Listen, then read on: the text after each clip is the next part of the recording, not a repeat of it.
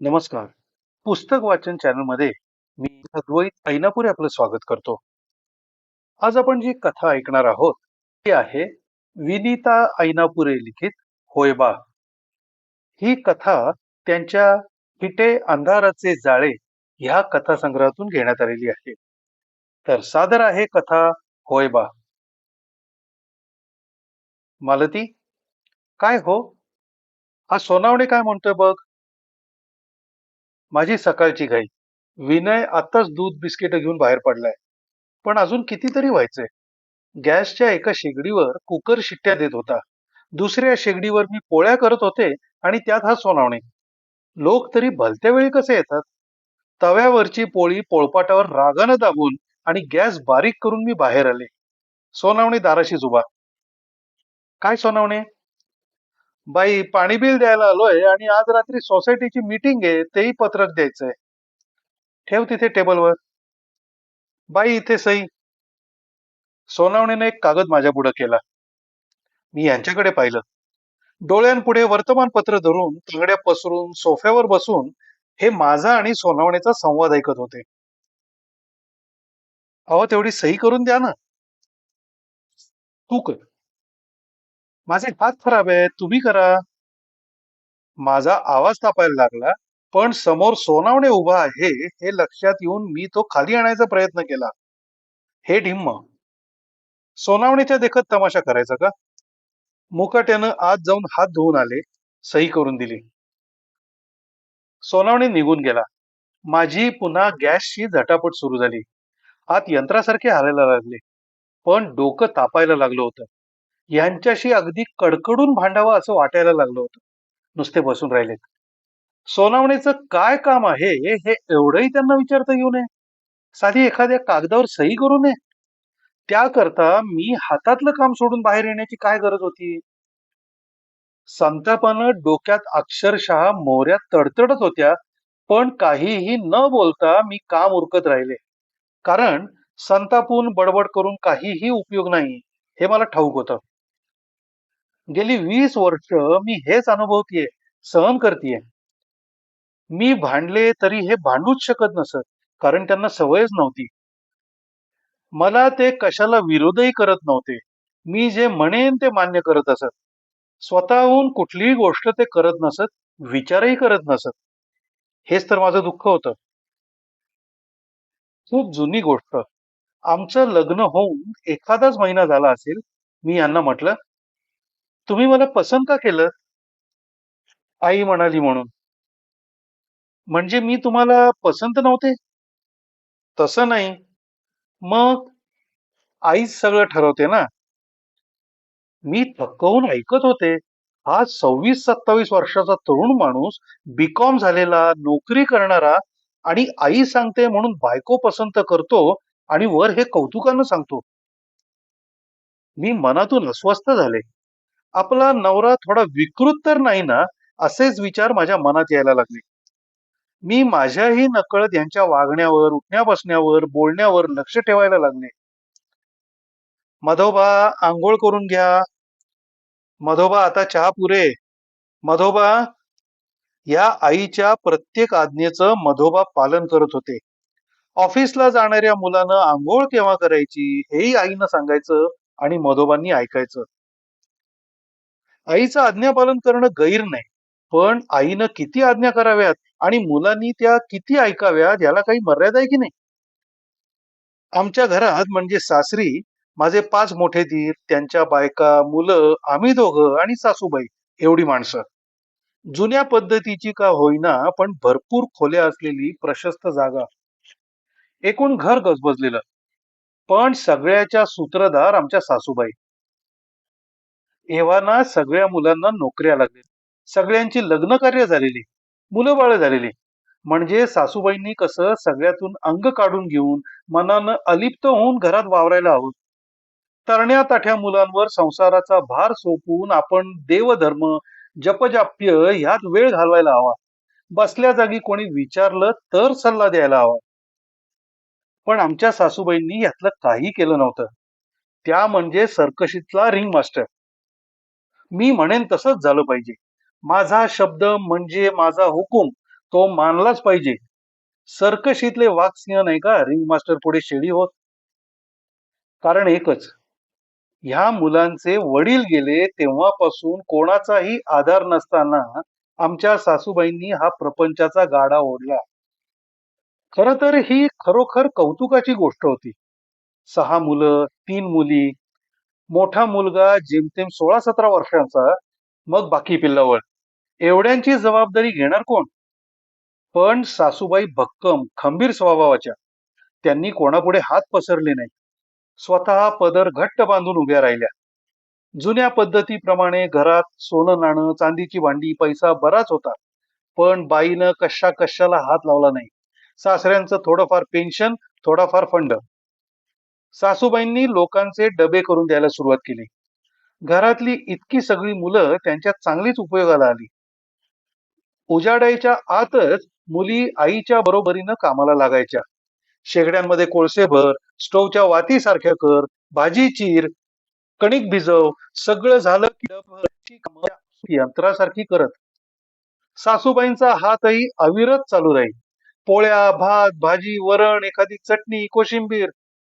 हे सगळं झालं की मग मुलं आईनं सांगितल्या ठिकाणी डबे पोचवून येत. मग सगळ्यांची शाळा वगैरे.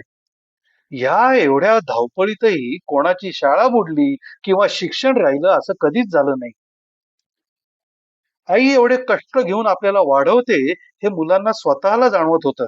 नातेवाईक ते जाणवून देत होतेच, पण त्याही पेक्षा अधिक स्वतः सासूबाईंचं मी इतकं करते हे गाणं इतक्या वेळा गाऊन होईल. आई एवढे कष्ट घेऊन आपल्याला वाढवते हे मुलांना स्वतःला जाणवत होतं. नातेवाईक ते जाणवून देत होतेच, पण त्याही पेक्षा अधिक स्वतः सासूबाईच मी इतकं करते हे गाणं इतक्या वेळा गा की ह्या सगळ्या मुलांच्या मनावर हे पक्क बिंबलं. वडील नाहीत म्हणून मुलांना शाळेत नादारी होती. बाकी वह्या, पुस्तकं, कपडा, वाहना यांचा खर्च करणं हे सासूबाईंचं काम. पैसा त्यांच्या हातात. त्यामुळे मुलं सतत दडपलेली. आई म्हणेल ती पूर्व. मुलं वर्षाच्या वर्षाला पास होत होती. थोरला मुलगा मॅट्रिक पास झाला तेव्हा त्यानं कॉलेजला न जाता आणि एकीकडे बाहेरून परीक्षेला बसावं हेही सासूबाईंनीच ठरवलं. ही त्या घराची पद्धतच होती. सासूबाईंनी ठरवायचं आणि मुलांनी त्याप्रमाणे करायचं. मुलं मिळवती झाली. लग्न करायचं की नाही, केव्हा करायचं, कोणत्या मुलीशी करायचं, सगळा निर्णय सासूबाईंचा. मुलांनी मान डोलवायची. मुलींची लग्नही याच पद्धतीनं. सुना घरात आल्या. खाली मान घालून वावरू लागल्या. असं का असं विचारण्याचं धाडस कोणातच नव्हतं. किंबहुना असं का हे कोणाच्या मनातही येत नव्हतं. मी सगळ्या जावांमध्ये धाकटी. माझ्या माहेरी आम्ही सख्खी चुलत मिळून 9 भावंड, 7 भाऊ आणि 2 बहिणी. म्हणजे थोड्याफार प्रमाणात सासरी माहेरी परिस्थिती सारखीच. त्यामुळेच आमच्या आजीला ह्या स्थळाची माहिती कळताच खूप आनंद वाटला. ती माझ्या वडिलांना म्हणाली, काशीनाथा पत्र लिही रे लवकर, नाहीतर लग्न होऊन जायचं त्या मुलाचं. बाबा हसले, म्हणाले, अगं आई, जसा योग असेल तसं घडेल. आपल्या ललीचा योग असेल तर तिच्याकरता थांबेलच तो मुलगा. खरं आहे रे, पण पत्र टाकायला विसरू नकोस हो. टाकतो. मग बाबांनी रीतीप्रमाणे पत्र पत्रिका पाठवली. लगेचच उत्तर आलं, आमची आई गावाला गेली आहे, आल्यावर पत्रिका जमते की नाही ते कळवू. पत्र थोरल्या मुलाच्या सहीचं होतं. त्या दिवशी आमच्या घरी हे पत्र म्हणजे एक चेष्टेचा विषय झाला होता. पुन्हा 2 दिवसांनी पत्र आलं, तुमच्या कन्येची पत्रिका आमच्या बंधूंच्या पत्रिकेशी जुळते आहे, तेव्हा मुलगी दाखवायला आणा, असा आईचा निरोप आहे. झालं. निरोपाप्रमाणे गेलो. योग तिथे होता. पसंती झाली. बैठकीला मोठे 2 दीर, 2 नणंदांचे नवरे, मामा वगैरे बरीच मंडळी होती. पण ती बसलेली होती इतकंच. प्रत्यक्ष बोलण्याचं काम सासूबाईच करत होत्या. आमच्या बाबांना आणि काकांना त्यांच्याशी बोलताना संकोच वाटत होता, पण त्या अगदी खणखणीतपणे सोनं, हुंडा, देणीघेणी, मानपान, जेवणावळ, बँड सगळे विषय हाताळत होत्या. बाबा आपले हो हो करत होते. एकदाचं लग्न ठरलं, झालंही. पण लग्नातही सासूबाई जरीचं लफेदार नऊवारी पातळ, हातात पाटल्या बांगड्या, गळ्यात चपला हार, डोळ्याला सोनेरी गाडीचा चष्मा अशा भारदस्त थाटात होत्या की बघणाऱ्याला दराराच वाटावा. केवळ नवरा नाही म्हणूनच त्या किंचित मागे होत्या, पण तोंडाचा पट्टा सतत चालू होता. देवदेवक थोरल्या दिरांनी बसवलं होतं. आता त्यांची बायको 2-3 मुलांची आई. तिला साध्या साध्या गोष्टी कळत नसतील का? पण सासूबाईंच्या हे गावी नव्हतं. त्यांच्या सूचना चालूच. सरस्वती, तिला हळदी कुंकू लाव. हं हं, आधी हळद मग कुंकू. अगं अगं, ओटी भरायची आहे ना, मग तांदूळ घे आधी. नारळ उलटा तर नाही ना धरलास? बघू. हा, आता भर ओटी. आणि तू ग, पदरात ओटी घे. सांभाळून पाडू नकोस. सरस्वती, तिला ते पातळ दे बरं, घडी मोडून दे, नाहीतर देशील तसंच. एवढ्या माणसांमध्ये खणखणीत आवाजात सासूबाईंच्या सूचना चाललेल्या. पण जाऊबाई राग न मानता निमूटपणे ऐकून घेत होत्या. त्या सांगतील तसं करत होत्या. त्यात कोणालाच काही वाटत नव्हतं. मी मात्र अस्वस्थ झाले. दुपारी बाहेर हॉलमध्ये जेवणावळ बसली होती. कोठीच्या खोलीत आजीजवळ मी बसले होते. आजी म्हणाली, लले, तुझ्या सासूचं प्रस्थच दिसतंय हो घरात. एवढी मोठी मोठी मुलं सुना, पण सगळ्यांवर वच काय बाईचा. लले, तुलाही असंच तुझ्या जावांसारखं वागायला हवं. लक्षात ठेव. मी हसले. हसू नकोस लले. तुझा आपला तडक फडक स्वभाव. या पोरांमध्ये राहून तूही त्यांच्यासारखीच वागतेस. पण सासरी नाही हो असं चालायचं. नीट नाही वागलीस की माहेरच्या नावाला बट्टा लागेल. माहेरच्या नावाला जप ग बाई. आजीनं जे सांगितलं तेच रात्री सासरी निघताना आईनं सांगितलं, बाबांनीही सांगितलं. मी स्वतःला बजावलं. ऐकलले, सगळ्यांनी काय सांगितलंय ते कळलं ना? नीट वाग. नीट वाग म्हणजे नेमकं काय ते मात्र कोणी सांगितलं नाही. रात्री घरी आल्यावर लक्ष्मीपूजन झालं. तांदळानं भरलेलं चांदीचं ताट आणि सोन्याची अंगठी यांच्या हातात देत गुरुजींनी यांना म्हटलं, हं, आता आधी श्री लिहा, तुमच्या कुलदेवतेचं नाव लिहा आणि मग बायकोचं नाव लिहा. खाली मान असली तरी मी उत्सुकतेनं डोकावून बघू लागले. यांनी मुंडावळ्या सावरत इकडे तिकडे पाहिलं आणि हाक मारली, आई. सासूबाई जरा लांब होत्या. त्या लगेच पुढे आल्या आणि म्हणाल्या, काय मधोबा? अगं गुरुजी म्हणतायत नाव लिहा. काय लिहू? मालती लिही, मालती. लगेच यांनी नाव लिहिलं, मालती. माझं मन खट्टू झालं. माहेरचं ललिता नाव काही वाईट नव्हतं. ठीक आहे, बदलायचंय ना तर बदला. पण तेही आधी ठरवता येत नव्हतं. आईला विचारून चार चौघात हे प्रदर्शन. मी स्वतःला सावरलं. लले, माहेरच्या नावाला जप ग बाई. या सासरच्या घरात रुळायला मला फार वेळ लागला नाही. पण एक मात्र सतत जाणवत होतं की ह्या घरातल्या ह्या एवढ्या मोठ्या वयाच्या मुलांना आणि बायकांना कसलंही स्वातंत्र्य नाही. इथे सासूबाईंचा प्रचंड पगडा आहे. त्यांच्याच हुकुमानं हे घर चालत आहे. त्यांना डावलण्याची ह्या कोणाचीही हिंमत नाही. त्यांची तीक्ष्ण नजर घारीसारखी सगळीकडे फिरत असते आणि सगळे त्या नजरेच्या धाकात. आता मीही. एकत्र कुटुंबाची मला सवय होती. माझ्या माहेरच्या घरातही आजी होती. तिच्याही हाताखाली 2 सुना वावरत होत्या. नातवंड होती. पण घरातले निर्णय बाबा आणि काका घेत होते. निर्णय घेण्यापूर्वी आईचा, काकूचा सल्ला घेत होते. हे सगळं आजीच्या साक्षीनं चालत असे. त्यामुळे कुठलीही गोष्ट कशी सगळ्यांच्या सहमतीनं होई. त्याच्या उलट इकडे सासरी. भाजी कोणती आणायची इथपासून कापड खरेदीपर्यंत सगळं सासूबाईंनी ठरवायचं आणि इतरांकडून करवून घ्यायचं. सोमवार मंगळवारची भाजी जर 2 नंबरच्या जावेनं आणायची असेल तर सासूबाई तिच्या हातावर पैसे देणार. कोणती भाजी, किती किलो, पालेभाजी कोणती, किती जुड्या, हे सगळं त्यांनीच सांगायचं आणि तिनं किती वेळात परत यायचं हे देखील त्यांनीच ठरवायचं. आणि त्या जावेनंही त्याप्रमाणे वागायचं. आल्या आल्या हिशोब द्यायचा, उरलेले पैसे सुद्धा. महिन्याचा पगार मुलांनी आईजवळ द्यायचा. जेव्हा पैसे लागतील तेव्हा आईकडून मागून घ्यायचे आणि सर्वच्या सर्व मुलांनी ही प्रथा आजवर पाळली होती. माझी त्यालाही ना नव्हती. पण पैसे लागले तर आईकडे मागायचे आणि ते कशासाठी हवे आहेत तेही आईला सांगायचं. नशीब प्रत्येकाला झोपायला स्वतंत्र खोल्या होत्या, नाहीतर आमच्या बाहेरच्या खोलीत जुन्या पद्धतीचा एक छान झोपाळा होता. त्याची एक कडी त्या लाकडी पाटापासून निखळायला आली होती. मी सहज म्हटलं, कोणी बसलेला असताना पाठ पडला तर पंचायत होईल. सुताराला बोलवायला हवं. मी बोलावू का एखादा सुतार? यांनी काहीच उत्तर दिलं नाही. मला विशेष काही वाटलं नाही, पण मला भाजी आणायला जायचं होतं, तेव्हा मी कोपऱ्यावरच्याच एका सुताराला गाठलं आणि त्याला घरी घेऊन आले. सासूबाईंनी त्याला चक्क परत लावलं. म्हणाल्या, आपला नेहमीचा सुतार गावाला गेलाय, तो आला की करेल. नेहमीचा सुतार 2 महिन्यांनी उगवला, तोपर्यंत झोपाळा बंद.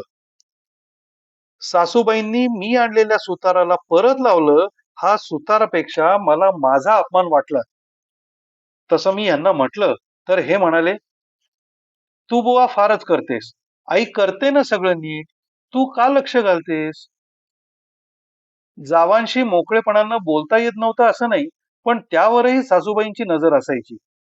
तरीही मी जरा कुरकुर केली तर जावा कधी कधी घाबरायच्या, कधी सहानुभूती दाखवायच्या, तर कधी आपण काय करणार अशी असमर्थता दाखवायच्या. साधी गोष्ट, एकदा मी यांना म्हटलं, मला भेळ इतकी आवडते, माहेरी कधी 8-15 दिवसात भेळ खाल्ली नाही असं झालं नाही. नेहमीप्रमाणे यांच्या खिशात पैसे नव्हते, पण नशीब त्यांनी माझं बोलणं लक्षात ठेवलं आणि आईकडे पैसे मागितले. त्यांना कारण सांगितलं. सासूबाईंनी पैसे दिले, पण काहीतरी कारण काढून मला यांच्या बरोबर बाहेर जाऊ दिलं नाही. रात्री पाहिलं तर घरात ही एवढी मोठी भेळ केली होती. केव्हाच त्यांनी दिराला पाठवून मुरमुरे वगैरे आणून सगळ्यांकरताच भेळ बनवली आणि पोरा बाळांसह सगळ्यांनी भेळ खाल्ली. मी मनातल्या मनात खजील झाले. सासूबाईंच्या मनाचा हा मोठेपणा होता हे मला जाणवलं. तरीही वाटलं की नवरा बायकोनं एकटेपणानं एखादी गोष्ट करायची ठरवली तर त्यातली गंमत वेगळीच. तो आनंद सासूबाईंनी मला का मिळू दिला नाही? खरं तर मला राग आला यांचा. यांना एवढी साधी गोष्ट आईला सांगायची काय गरज होती? एवढं ते परस्पर बायकोसाठी आणू शकले नसते? दिवसेंदिवस हे सगळं मला विचित्र वाटायला लागलं. हे केवळ एका आईनं असं करणं आणि मुलांनी आज्ञापालन करणं नव्हे. इथं एक स्त्री स्वतःचं कर्तृत्व, त्याचा अभिमान जोपासत होती आणि त्याखाली ती आपली मुलं दडपत होती. त्यांना निष्प्रभ करत होती. ग्रॅज्युएट झालेली, नोकऱ्या करणारी ही मुलं एकेकाळी आईनं खूप काही केलं ह्या दबावाखाली वावरत होती. स्वतःला काही मत आहे याची त्यांना जाणीवही नव्हती आणि याचा बाईंना फारच अभिमान वाटतोय. माझ्या वरच्या नंबरची जाऊ माझ्या वयानं थोडीच, म्हणजे 2-3 वर्षांनी मोठी. तिचं माझं चांगलं जुळायचं. एक दिवस तिला थोडा ताप आला. त्या दिवशी संध्याकाळच्या पोळ्या करायचं काम तिचं होतं. दुपारपासूनच तिला ताप भरले असल्याची चिन्ह दिसत होती. मी म्हटलं, मी तुम्हाला ॲनासिन आणून देते. तुम्ही चहा बरोबर गोळी घ्या आणि झोपून जा बघू. झोपते कसली? आज पोळ्या करायच्या आहेत. मी करते आजचे दिवस. छे ग, सासूबाईंना चालायचं नाही. अहो पण नको, मीच करते. शेवटी तशाच अवस्थेत त्यांनीच पोळ्या केल्या. एक घासही न खाता झोपल्या. रात्री पाहिलं तर सगळी जण झोपल्यावर सासूबाईंनी कसलासा काढा केला, चहा केला, स्वतः खोलीत जाऊन जाऊबाईंना दिला. दुसऱ्या दिवशी दिवसभर मी काढा आणि चहा दिला हेच तुणतुणं. 3 दिवस जाऊबाईंना ताप होता, पण डॉक्टरांचं औषध आणण्याचं नाव नाही. साधा सर्दी खोकल्याचा ताप, त्याला डॉक्टरचं औषध कशाला, असं म्हणून 3 दिवस सासूबाईंनी तोच काढा दिला. याला घरातल्या कोणीही विरोध केला नाही. मी मनातून इतकी चिडचिड करत होते की ती दाबणंही मला जमेना. बरं, बोलणार कोणासमोर? शेवटी मी यांना म्हटलं, वहिनी इतक्या तापल्या होत्या, डॉक्टरांचं औषध आणायला काय झालं होतं? त्यांचं दुखणं वाढलं असतं म्हणजे. हा कसला सासूबाईंचा अट्टहास? अगं पण त्या काड्यामुळेच तर त्यांना बरं वाटलं ना. उगीच कशाला डॉक्टरांकडे जायचं? आमची आई तर मग एक तासभर आईनं या सगळ्या भावंडांना लहानपणापासून कसं बरं केलं यावर त्यांनी एक बौद्धिक घेतलं आणि वर बघ बरं किती पैसे वाचले असा प्रश्न केला. मनोमन मी यांना नमस्कार केला. मोठ्या जाऊबाईंना मी माझ्या मनातली खळबळ बोलून दाखवली. तेव्हा त्या तर गोऱ्यामोऱ्याच झाल्या. म्हणाल्या, मालती, माझ्याजवळ बोललीस ते पुष्कळ झालं. आणखी कोणाजवळ नको बाई बोलूस. का? कारण आता जो काढा मिळालाय तोही मिळणं बंद होईल. आणि मालती, मी म्हणते, आपल्या डोक्याला तर त्या त्रास देत नाहीत ना, मग करेनात का काय हवं ते? मी वादावादी केली नाही. आमच्या लग्नाला जवळजवळ वर्ष होत आलं आणि यांची अलिबागला बदली झाली. मला हे ऐकून अर्थातच आनंद झाला. म्हटलं, ह्या कोठ्यातून हा आपला नवरा बाहेर पडायलाच हवा. तो ह्या निमित्ताने बाहेर पडेल. आणि मग सासूबाई म्हणाल्या, माधोबा, बदली रद्द करा. ते माझ्या हातात आहे का? ज्याच्या हातात असेल त्याला सांगा. आणि तुम्हाला जमत नसेल तर मी येऊ का, तो कोण असेल त्याला भेटायला? यांच्या तोंडून शब्दही बाहेर पडेना. सासूबाई बोलतच होत्या. वेगळं गाव, वेगळं बिराड, विनाकारण खर्च वाढवायचा. इथं काय वाईट आहे? त्यातून आता हिला 3 महिने झालेत. मला काही त्रास होत नाही. मालती, तू मध्ये बोलू नकोस. मी बोलतीये ना. मधोबा यांनी प्रयत्न करून बदली रद्द करवली. त्याबरोबर मिळणारी बढती देखील रद्द झाली. सासूबाईंनी समाधानाचा सुस्कारा सोडला. मला 2 दिवस जेवण दिलं.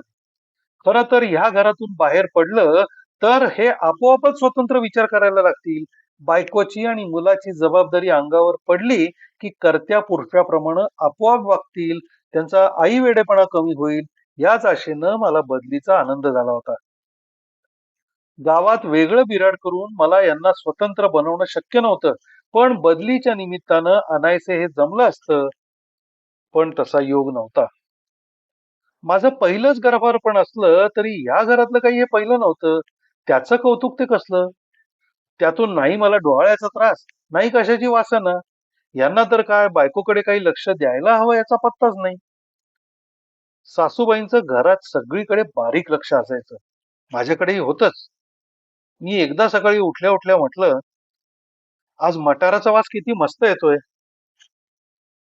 खरं तर मला भास झाला होता. पण सासूबाईंनी यांना सांगितलं, मधोबा, आज ऑफिस मधून येताना मटार आणा बरं का. किती? आणा 5 किलो. आणि या प्रामाणिक मुलानं संध्याकाळी येताना आज्ञाधारकपणे मटार आणला. असं काही विचारलं नाही की एवढा मटार कशासाठी. आईनं सांगितलं, बाळाने ऐकलं, बस. सबंध संध्याकाळभर मटार सोलून मला शेवटी इतका उभं आला की घासभर देखील उसळ मी खाल्ली नाही. पण पुढे महिना 2 महिने सासूबाईंना सांगायला पुरलं की मालतीला मटार खाण्याचे डोहाळे लागले. मी मधोबाला म्हटलं, चांगले 5 किलो मटार आण. मुलं ऑफिसला निघाली की सासूबाई, रुमाल घेतलास का? पैसे आहेत का? नीट बघ, दाखव, असंही म्हणत. आणि 50शीचा माझा मोठा धीरही खिशातला रुमाल काढून दाखवी. हे आईचं प्रेम, आज्ञापालन की काय म्हणायचं. माझ्या जावांना ह्या कुठल्याच गोष्टीचा राग येत नाही. मग मलाच काय येतो? माझं मलाच कधी कधी नवल वाटे. मुलं एक त्या संस्कारात वाढलेली, त्यामुळे त्यांना नसेल काही गैर वाटत. पण या सुना तर वेगळ्या घरांमधून आलेल्या होत्या. त्यांनाही यात काही राग येण्याजोगं वाटू नये. वर्षानुवर्ष एकाच बाईनं अधिकार गाजवायचा आणि बाकीच्यांनी खाली मान घालून राबायचं, ही हुकुमशाही का? हे छापाच्या गणपतीसारखं एकटाकी वागणं ह्या माणसांना कधी गुदमरल्यासारखं होत नाही का? सासूबाई घरात काहीही कमी करत नव्हत्या. घरात सगळं गडगंज होतं. अगदी पोस्टाची कार्ड, पाकिट सुद्धा डझनांनी आणलेली असत. पण कोणाला पत्र लिहावंसं वाटलं तरी ते सासूबाईंना सांगायला लागायचं. कारण सगळ्या गोष्टी कपाटात आणि कपाटाच्या किल्ल्या सासूबाईंच्या हातात. ऍस्प्रो, अॅनासिन, आयोडेक्स अशी औषधही कुलपात. कशाला रे गोळी? डोकं दुखतं? मग चेपून देऊ का? नको म्हटलं तरी त्या डोकं चेपून देणार. अगदी डोक्याची शिर मोकळी होईपर्यंत चेपणार. आणि मग पुढे 8-15 दिवस मी डोकं चेपलं ही रेकॉर्ड आल्या गेल्या पुढे वाजवून डोकं उठवणार. मला या सगळ्याच गोष्टींचा वैताग येत होता. पण सासूबाईंपुढे स्पष्टपणे मला बोलता येत नव्हतं. का? ते माझं मलाच कळत नव्हतं.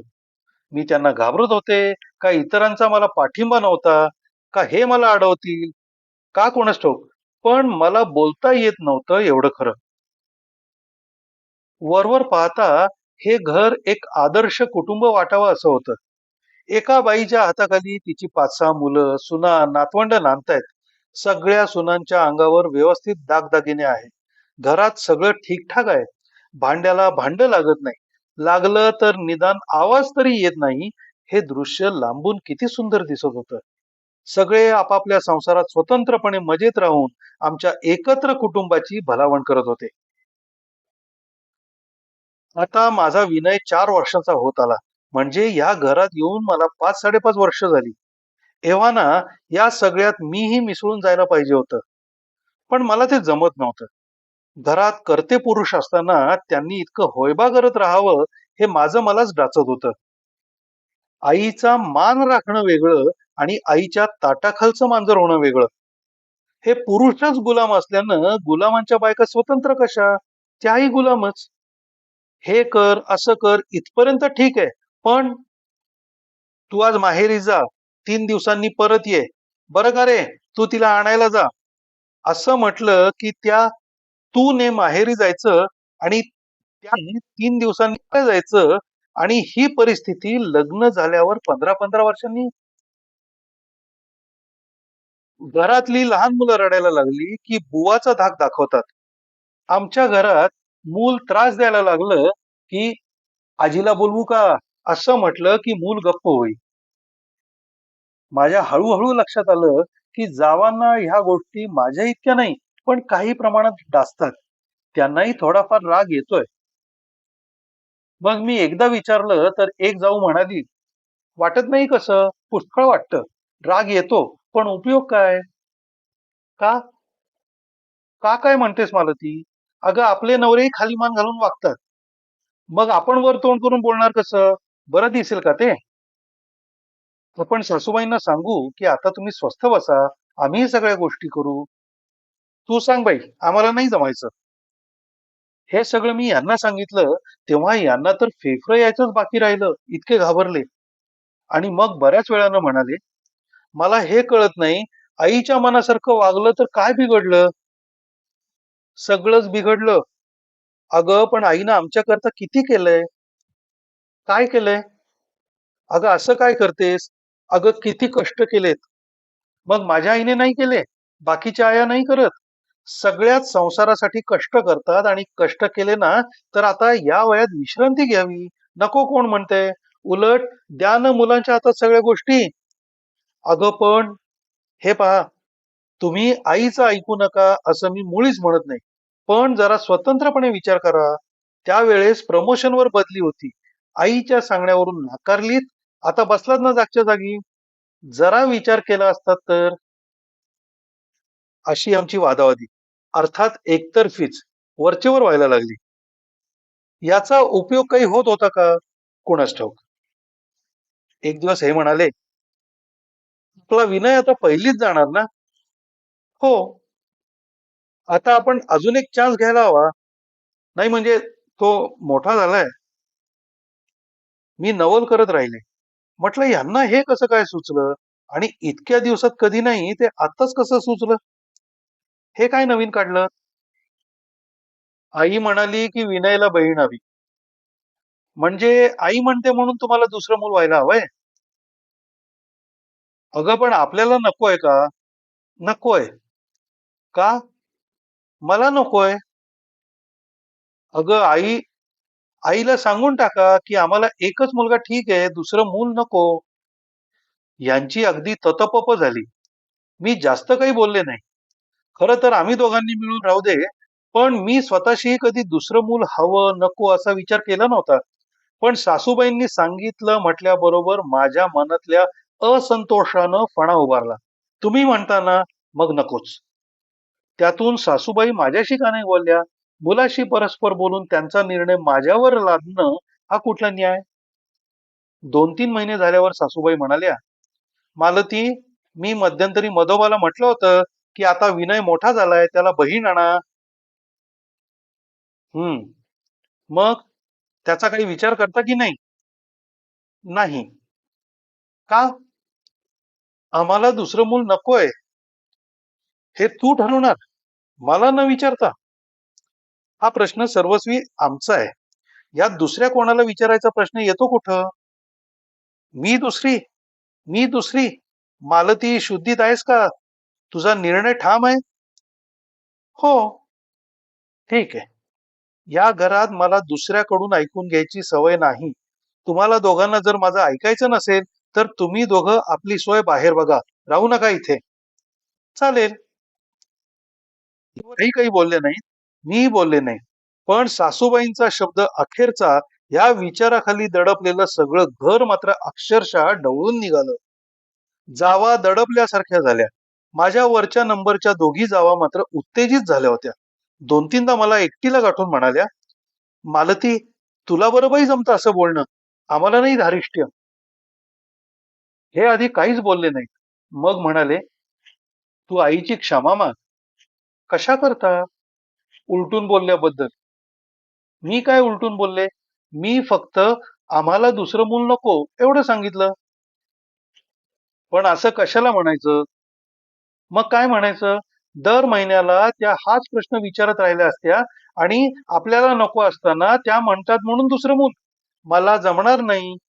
अगं, पण आई लगेच ह्या घरात राहू नका म्हणाली. मग नाही राहायचं. यांचा चेहरा आणखीनच निस्तेज झाला. एकीकडे मला हसूही आलं आणि दुसरीकडे दयाही आली. ह्याही वयात आईला सोडून राहण्याची कल्पना त्यांना असह्य होत होती. खरं तर ह्या घराबाहेर पडायचं म्हणजे केवढे प्रश्न निर्माण होणार होते. कुठं जायचं, कसं जायचं, जागा, पैसा, बाकी सर्व गोष्टी. पण ह्याचा कशाचाही विचार त्यांच्या मनात आला नाही. फक्त आईला सोडून जायचं या एकाच विचारानं ते हादरले आणि मग पुन्हा पुन्हा मला विचारत राहिले, माझे सगळे भाऊ, सगळ्या भावजया आईचं ऐकतात, तूच अशी एकटी का वागतेस? तुलाच सगळं गैर का दिसतं? आता त्यांना कुठल्या शब्दात सांगू की तुमची कर्तृत्ववान आई तुम्हा सर्वांना कर्तृत्व शून्य बनवतीये. केवळ स्वतःच महत्व टिकावं म्हणून तुमची आई तुम्हाला अजूनही कुकुल बाळ समजतीये. आपल्या स्वतःच्या मोठेपणासाठी तुमची आई तुम्हाला सांकाम्यास ठेवतीये. कदाचित कदाचित हे त्यांचं वागणं जाणून बुजून नसेलही. मुलांना दुबळं सांकाम वगैरे बनवायचं हे त्यांच्या मनातही नसेल. पण ह्याचाच अर्थ असा की स्वतः पलीकडे त्या कशाचाच विचार करत नाहीत. मग भले इतरांचं नुकसान झालं तरी चालेल. पण मी नाही हे सहन करणार. मला देखील माझा संसार करायचा आहे. माझा नवरा, माझा मुलगा यांच्या सोबत मला हौस मौज करायची आहे. घर सजवायचंय. त्याकरता पडणारे कष्ट मी आनंदाने करीन. तीच ती भिंतीवरची मण्यांनी आणि टिकल्यांनी भरलेली बाळं, त्याच त्या मोठमोठ्या देवदेवतांच्या तसबिरी, तेच मोठमोठे तांब्या पितळेच्या भांड्यांचे ढिगारे आणि त्यामागचा तोच तो मी हे जमवलं हा इतिहास, हे आता मला नकोय. आता माझा मला स्वतंत्र इतिहास घडवायचा आहे. वेगळं व्हायचं माझ्या स्वप्नातही नव्हतं. इतक्या सगळ्या माणसांचा मला कधी रागही आला नाही. सासूबाईंचं कर्तृत्व मलाही मान्य होतं. पण त्यांनी सगळ्या घरावर इतकी हुकूमत गाजवणं, बंधनं लादणं आणि मुलांनी ती मुकाटपणे पाळणं हे मला नको होतं. याला माझा विरोध होता.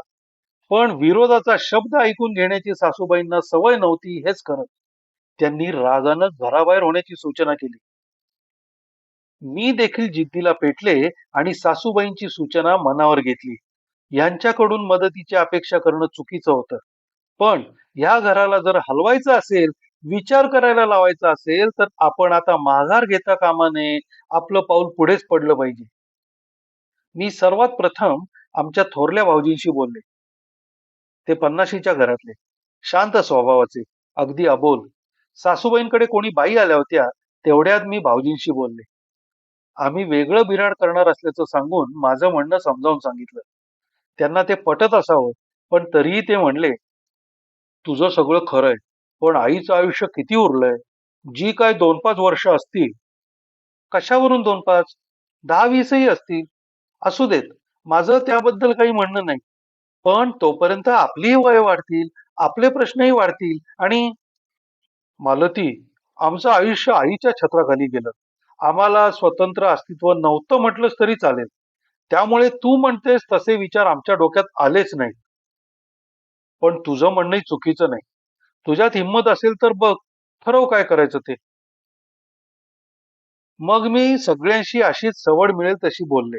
मला जाणवायला लागलं की माझ्या मनातले विचार कोणाच्या मनात आले नाहीत असं नाही, पण चाललंय ते ठीक आहे असाच विचार प्रत्येक जण करत होतं. आईचं आयुष्य ते किती राहिलंय असंही प्रत्येकाला वाटत होतं. म्हणजे आईच्या मरणानंतर तरी स्वतंत्र आयुष्य जगता येईल असाच अर्थ ना. मग मी बरी, मी त्यांच्या मरणाची इच्छा वगैरे केली नाही. तुम्ही जगा आणि आम्हाला जगू द्या, एवढंच माझं म्हणणं. सासूबाईंच्या विरुद्ध विचार करण्याचा धीटपणा देखील कोणात नव्हता, हेच खरं. माझ्या माहेरी मी वेगळं बिऱ्हाड करणार असल्याचं कळलं तेव्हा आई आणि बाबा नाराज झाले. त्यांनी तसं बोलूनही दाखवलं. इतकंच नाही तर आम्ही तुला काडीचीही मदत करणार नाही असंही बजावलं. यांचा एक आतेभाऊ गावातच राहत होता. मी त्याच्याकडे गेले. त्याला सगळं सांगितलं. तो प्रसन्नपणे हसला आणि म्हणाला, तुमचं कौतुक करावं तेवढं थोडं आहे वहिनी. त्या घरात एक जण तरी विचार करतोय, हेही कमी नाही. भाऊजी, तुमचं शाब्दिक कौतुक पुरेसं नाहीये. मग काय करू बोला. आम्हाला जागा बघून द्यायची आणि त्याकरता लागणारे पैसेही सध्या तुम्ही द्यायचे. मी ते परत करीन. 2 खोल्या असल्या तरी चालतील. भाडं डिपॉझिट तुम्हीच ठरवा. ह्या आतेदिरानं खूप मनावर घेतलं. मला जागा मिळवून दिली. आम्ही वेगळं बिऱ्हाड करण्याचा निर्णय अखेर सर्वांना जाहीरपणे सांगून टाकला. लगेचच सासूबाईंनी जाहीर केलं, घरातून सुतळीचा एक तोडाही मिळणार नाही. ज्याला स्वतंत्र व्हायचंय त्याने आपापल्या हिमतीवर संसार उभा करावा. मी काही बोलले नाही, काही मागितलंही नाही. चांगला मुहूर्त बघून नव्या घरी जायचं ठरवलं. हे तर वाचा गेलेल्या माणसासारखे झाले होते. मला विरोधही करत नव्हते आणि मदतही करत नव्हते. भांबावल्यासारखी त्यांची अवस्था झाली होती. 32-33 वय झालेला हा माणूस आईचा निरोप घेताना रडतो बिडतो की काय अशी मला धास्ती वाटत होती. पण नशीब, चेहरा पडला होता. डोळ्याला पाणी नाही आलं. निघताना मी सासूबाईंना नमस्कार केला आणि म्हटलं, आमच्यावर राग धरू नका, आमच्याकडेही राहायला या. माझ्या मुलाला सांभाळ, लहान आहे तो. लहान? माझा नवरा लहान? कुणाहून? आणि कोणी कोणाला सांभाळायचं? बरं, मी निघू? मी विचारलं. हं, पण मालती, आहेस खरी बाई जिद्दीची. वाटलं होतं मी पुष्कळ नाही म्हटलं, पण बिराड करायचं म्हणून काहीतरी मागशील. तू ताठ्याची बाई ग. घरामध्ये भांडी कुंडी गाद्या गिरद्या सगळं लागतं. काय केली व्यवस्था? सासूबाई असं विचारतील याची मला कल्पनाच नव्हती. काय उत्तर द्यायचं? असं त्या कोणत्या दृष्टीने विचारतायत? सहानुभूती का माझी फजिती बघायची म्हणून? त्यांच्या मनात काय आहे? तुझ्या माहेरची रुखवताची भांडी तुला घेऊन जा आणि तुमच्या खोलीतला पलंग गाद्या पांघरुण नाही. तुमचं कपाटही नाही. आता माझ्याच डोळ्यात पाणी जमायला लागलं. तसं म्हटलं तर मी सासूबाईंना दुखावलं होतं. त्यांच्या मोठेपणाला मी कंटाळले होते. पण त्यांच्याजवळ मनाचाही मोठेपणा होता, जो एरवी मला डाचत असे. आज त्यानंच माझ्या डोळ्यात पाणी उभं राहिलं. आमचा स्वतंत्र संसार सुरू झाला. पहिलं मी काय केलं असेल तर नोकरी धरली. विनय शाळेत जातच होता. बाकी वेळात शेजारच्याच बिल्डिंग मधल्या एका बाईंकडे सांभाळायला ठेवलं. आम्ही एकत्र होतो तेव्हा कामाचा ताण, जबाबदारी, खर्च हे सगळं सासूबाईंच्या शिरावर होतं आणि त्या ते सगळ्यांमध्ये वाटून देत होत्या. आता ते सगळं आमच्यावर म्हणजे माझ्यावर आलं. पण ह्यात मला आनंद होता. आपण काहीतरी घडवत आहोत ही जाणीव सुखदायक होती. माझी नोकरी कायम झाली. आतेदिरांचे पैसे परत करून झाले. घरात कधी काटकसर तर कधी काही करून छोट्या मोठ्या वस्तू घरात येत होत्या. मग मला स्वतःचा ब्लॉक असावासा व्हायला लागला. यांच्या माझ्या ऑफिसातून काहीतरी सोय करून पैशाची व्यवस्था केली. ब्लॉक करता पैसे गुंतवले. ब्लॉक मध्ये राहायलाही आलो. विनयची मुंजे तर कधीच झाली होती. आता त्याच्या शिक्षणाकडे माझं लक्ष लागलं होतं. एक एक सुखाचा तवंग जणू माझ्या मनावर चढत होता. मी काहीतरी करू शकते, माझ्या संसाराकरता मी धडपडते आहे, ही धुंदी मला चढू लागली. या धुंदीतच कधीतरी जाणवलं की माझ्या या धडपडीत वाटचालीत हे कुठेच नाहीत. हे सगळं धडपडणं माझं एकटीचंच आहे. जे काही चाललंय ते माझ्या म्हणण्याप्रमाणे चाललंय. मी सांगितल्याप्रमाणे हे करतायत. त्यांना स्वतःचं मत नाही, मला ते विरोधही करत नाहीत. माझे डोळे उघडायला लागले. मनाची धुंदी उतरायला लागली. आपला नवरा कायम होयबाच आहे हे जाणवायला लागलं. तो स्वतः कोणतेच निर्णय घेत नाही, घेऊ शकत नाही. मी सांगितलं की ऐकायचं एवढंच तो करतो. आयुष्याच्या पूर्वार्धात माझ्या नवऱ्यानं आईचं ऐकलं, उत्तरार्धात बायकोचं ऐकतोय. मग मी ही धडपड कशाला केली? काय मिळवलं यातून? सासूचा राग, जावांचं जळफळणं, माहेरच्यांचे निषेध हे मी कशाकरता पत्करलं? माझा नवरा स्वतंत्र विचार करणारा व्हावा, केवळ आईच्या आज्ञेत राहू नये, असं म्हणता म्हणता तो माझ्या आज्ञेत राहिला. हे मला कसं कळलं नाही? आणि आता कळून काय उपयोग? स्वभाव थोडाच बदलणार आहे. स्वतंत्र विचार करणं त्याला कधी जमलंच नाही, जमणारही नाही. पण हा पराभव त्याचा नाही, माझा आहे.